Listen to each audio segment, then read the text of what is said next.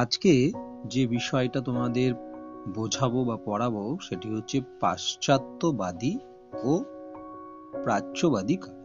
কিন্তু আজকে আমরা প্রথমে জানবো যে প্রাচ্যবাদী বলতে কি বোঝো। দেখো, 1813 খ্রিস্টাব্দে সনদ আইন পাশ হয়েছিল, বা যেটাকে আমরা বলি চার্টার অ্যাক্ট। সেই আইনে বলা হয় যে ব্রিটিশ কোম্পানি ভারতীয় যে শিক্ষা ব্যবস্থা তার উন্নতির জন্য বছরে 1 লক্ষ টাকা ব্যয় করবে। অর্থাৎ ভারতের যে শিক্ষা ব্যবস্থা প্রচলিত ছিল সেই শিক্ষা ব্যবস্থার উন্নতির জন্য 1 লক্ষ টাকা ব্যয় করবে। এবার এই অর্থ কোন শিক্ষা খাতে ব্যয় করা হবে তাই নিয়ে জনশিক্ষা কমিটির সদস্যদের মধ্যে একটা বিবাদ বেঁধে যায়।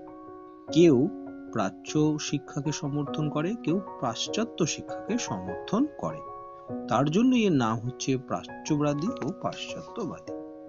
যারা মনে করেছিল এই অর্থ প্রাচ্য বা ভারতীয় শিক্ষা খাতে ব্যয় করা হবে তারাই প্রাচ্যবাদী নামে পরিচিত। অর্থাৎ যে শিক্ষা ভারতের শিক্ষা ব্যবস্থা যেটা প্রচলিত আছে দীর্ঘদিন সেটাতে যারা মত দিয়েছিল তারাই একমাত্র প্রাচ্যবাদী নামে পরিচিত।